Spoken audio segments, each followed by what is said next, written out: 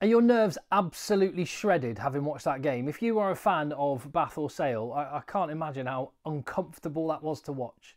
But what a brilliant game of rugby. How good has the rugby this weekend been? We now know the final at Twickenham next weekend. Spoiler alert, if you're waiting to find out the result of this game, I'm going to tell you. Because it's going to be played between Northampton Saints and Bath Rugby at Twickenham. The 1 and 2 positions in the table will be going head to head. The two home sides have come through their semi-finals, and in this case by 31 points to 23 at the Rec. The noise at that place was bouncing, and as I say, if you were a fan of Bath or Sale, your nerves must be completely shredded, because I feel like tense. My tummy was twisted in knots, and I'm not a fan of either one of these teams specifically, although I do have a lot of skin in the game with both of them, because I currently live in Manchester, go down to watch Sale quite a lot. In fact, some of the Sale players live round here. Raffy Quirk and Simon McIntyre for Sale used to play at the same rugby club that's my local club. So I've got a lot of kind of feelings there. But then I used to live in Bath as well, and I used to go down to the Rec regularly. And this is my brother's old jersey. He used to play at Bath. And the 2024 vintage are rolling back the years to when they used to win stuff back in the day, when they used to wear this classic old jersey. But as it is, the current vintage, they've got an opportunity to write a new chapter in history, and they deserve to be in the final. 31 points to 23. My thoughts on the semi, your thoughts down below in the comments. Give the video a thumbs up and help me spread the word, because how good is the Gallagher Premiership? And these two knockout games have been absolutely box office worthy of the semi-finals.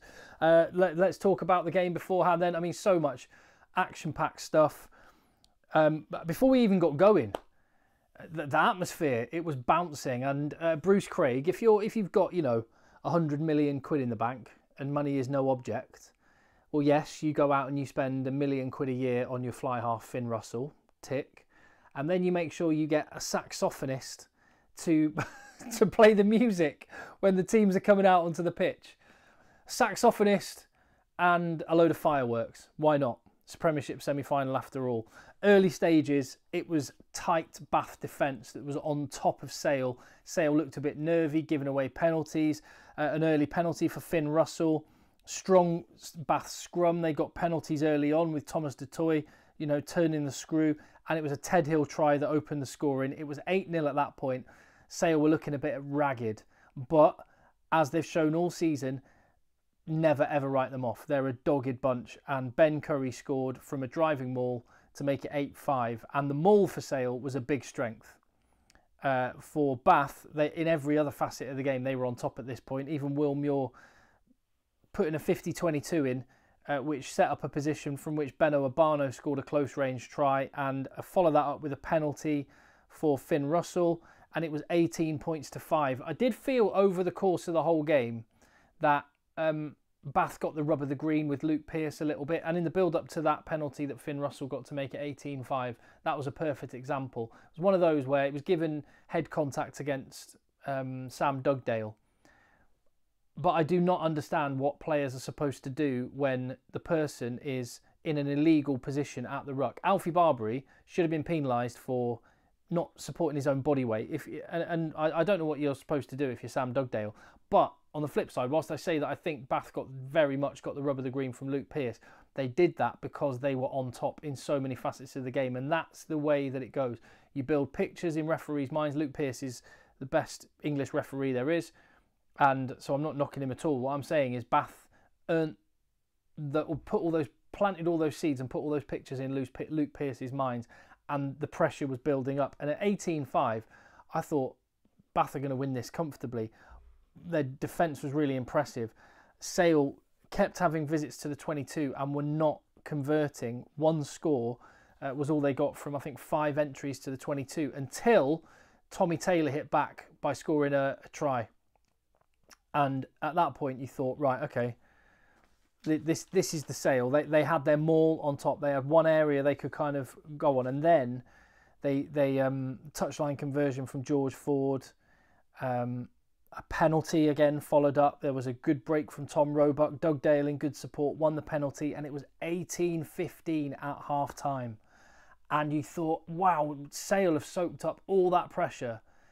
They've been wasteful with their own opportunities, but they're only 3 points behind. There's a little bit of a breeze going to be behind them in the second half. They've got great players to come off the bench. Could Sale be on for this? And when Tom Curry came on, bearing in mind how good to see him back out on the pitch. Double Curry, Twindaloo, as they're known in these parts. And the last game that Tom Curry played was in that World Cup bronze medal match. Hip operation, and he came back and just put it about. Who did he absolutely annihilate? Josh Bayless, wasn't it? Just smashed him, smoked him, and so good to see Tom Curry back. But the second half, 18-15 it started. Bath scrum penalty, they tapped it quickly. That's one of the interesting points I'll take when I watch Bath. Bath and Northampton kick more than anybody else. They've got really good attacks, and everyone talks about the great attacking play of Northampton's backline, the great attacking skills of Finn Russell, both of which are true. Finn Russell and Finn Smith kick more than any other 10 in the Premiership. And you see this at international level. Yeah, New Zealand always have great attacks. They kick more than anybody else. And you have to have a great kicking game. It's one of the most... People talk about kicking being boring. It's not. If you think kicking's boring, then I don't think you understand what's going on, because kicking well and effectively is one of the most important elements of rugby, and it's what Northampton and Bath do better than anyone else in the Premiership, and why they're both in the final. I would suggest that tactically, Ben Spencer, his tactical kicking is absolutely awesome. Alex Anderson came on for a little bit of a chat, seemed totally chilled out with half an hour to go, just talking about, oh yeah, I told the lads at half time to just be more violent. And Johan van Gran, meanwhile, just seems like he does not want to talk to the media. He just used every cliche in the book, whereas Alex Anderson just said it exactly how it is. I quite like the contrast in styles there. Penalty from George Ford, and it was all square, 18-18. And then Tom Curry came on. Like I say, Finn Russell got a penalty, 21-18. But then what a try from Tom O'Flaherty. What a try that was. This was a great battle today, wasn't it, as well? Absolute class. Bath spill the ball. I think George Ford picks it up, gives it to Tommy Taylor. And everyone's going to be talking about the Joe Carpenter kick, which was immense, absolutely brilliant. And Tom O'Flaherty, the wheels to finish. But the missed pass from Tommy Taylor, mwah, such a good try. And at that point, 23 points to 21. You thought, crikey, game on. But despite Tom Curry putting in a load of shots, really soft penalty from Augustine Creevy. And that's what defined the last 15 minutes of the match, really. And what got the game away from Sale. They just gave away brain dead pens.